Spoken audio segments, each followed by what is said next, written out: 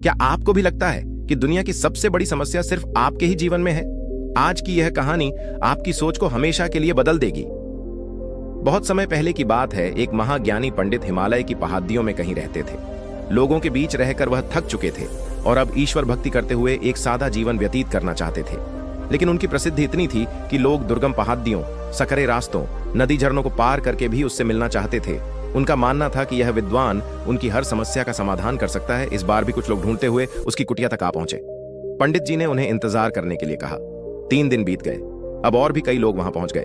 जब लोगों के लिए जगह कम पड़ी डीएचने लगी, तब पंडित जी बोले, आज मैं आप सभी के प्रश्नों का उत्तर दूंगा, पर आपको वचन देना होगा कि यहां से जाने के बाद आप किसी और से इस स्थान के बारे में नहीं बताएंगे, ताकि आज के बाद मैं एकांत में रहकर अपनी साधना कर सकूं।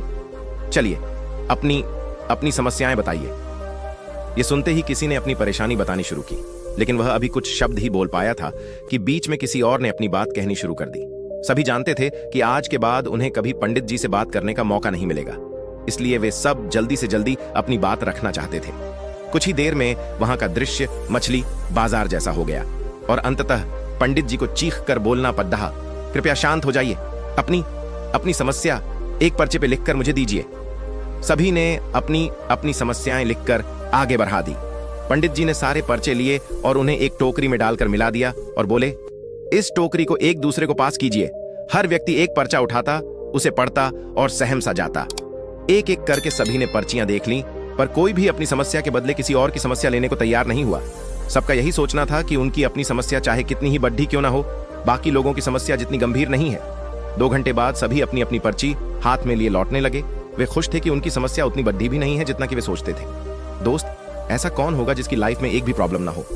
हम सभी के जीवन में समस्याएं हैं। कोई अपनी हेल्थ से परेशान है तो कोई लैक ऑफ वेल्थ से। हमें इस बात को स्वीकार करना चाहिए कि लाइफ है तो छोटी बड़ी समस्याएं आती ही रहेंगी।